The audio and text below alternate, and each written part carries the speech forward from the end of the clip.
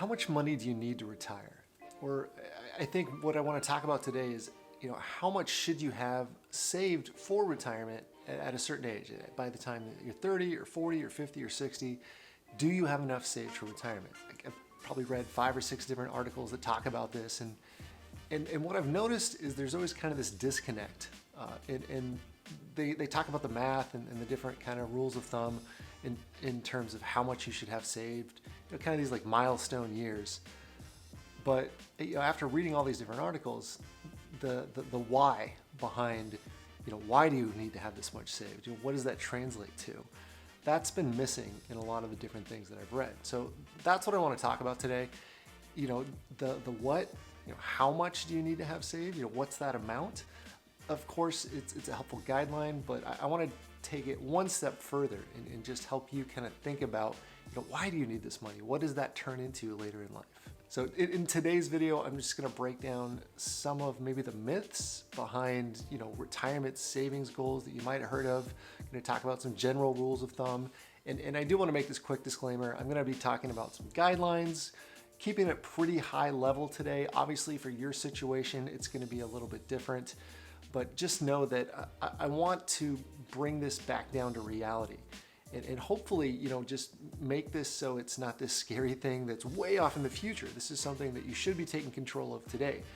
Doesn't matter if you're 25 or 55, saving for retirement is something that you've got to be doing along the way.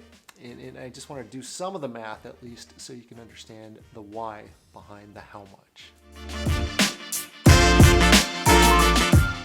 First thing I want to talk about is that how much number, and this is something that I'll put a link to an article that I read. Fidelity did these studies, based on projected growth rates and investment rates.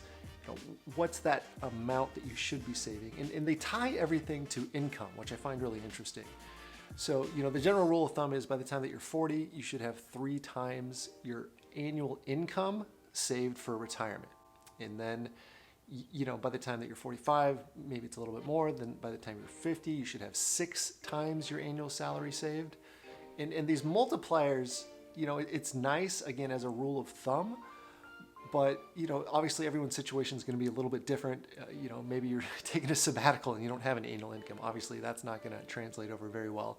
But also maybe you've changed, careers in your 20s or 30s or 40s, and maybe you're restarting where you're at. So that guideline, the 3x, it's helpful, but obviously it's not going to apply to everybody. And I do want to make the point that we're recommending, or this Fidelity study is recommending, that you should have 3 times your annual income saved.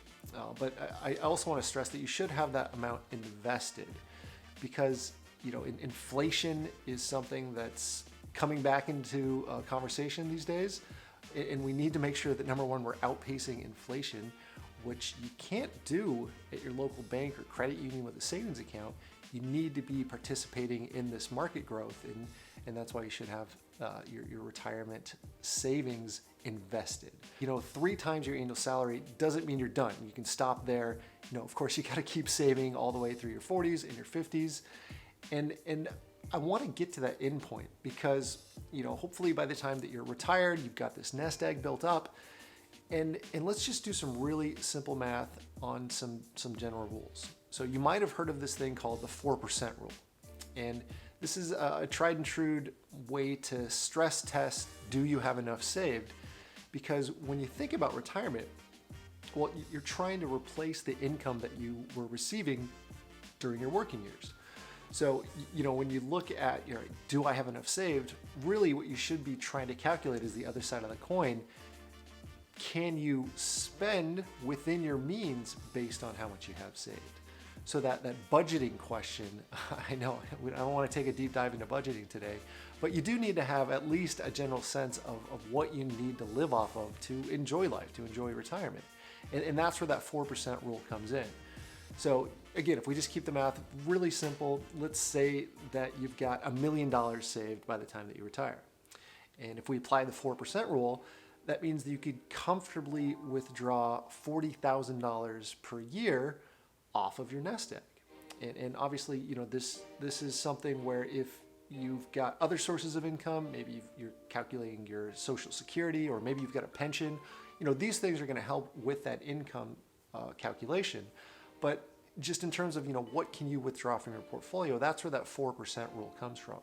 So if you had $2 million, that means you could be generating $80,000 a year in how much you can withdraw from the portfolio. And again, these are general rules of thumb. That doesn't mean that you're going to be making a 4% return every single year. Obviously, how you have it invested, the stock market's going to move up and down.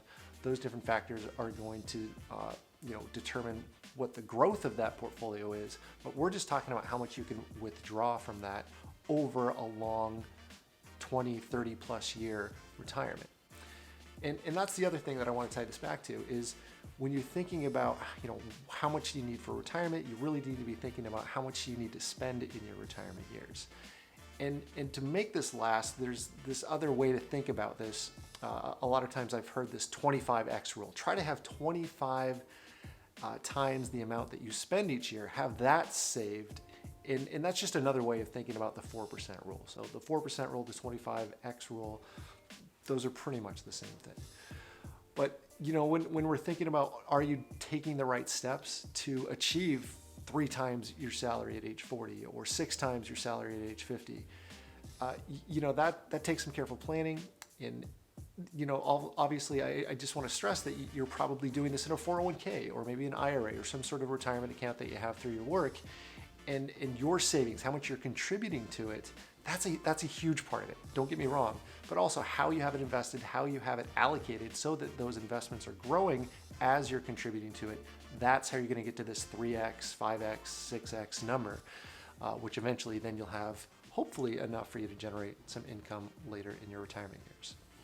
So that was a lot of information. I was hopefully just trying to clear up, like I said, some myths today, or maybe you've just got some anxiety about, am I saving enough? Am I doing the right amount? What I didn't talk about today is those unexpected expenses. Healthcare costs are going to continue to increase. Inflation is going to continue to go up. And then, of course, you've got these dreams and these goals on top of just how much you want to spend in retirement. That all goes into this equation. If you want help putting together a plan, of course, that's where I can step in. But just make sure that you have a plan. That's one thing that I think most of us are kind of just shooting from the hip when we first get a job and we first get a 401k. But eventually, you need to start mapping out. What are you trying to achieve? How much do you need for that nest egg? And to really figure out those numbers, that's when you've got to have a plan in place. So my name is Alan Hensley. I'm a wealth advisor here at Merriman Wealth Management. Hopefully you found this video helpful and educational. I've got other videos. Make sure you check those out if you're trying to learn about Roth conversions or if you're trying to learn about anything really related to financial planning. If you've got a topic or a question, feel free to shoot me an email, put something on my calendar.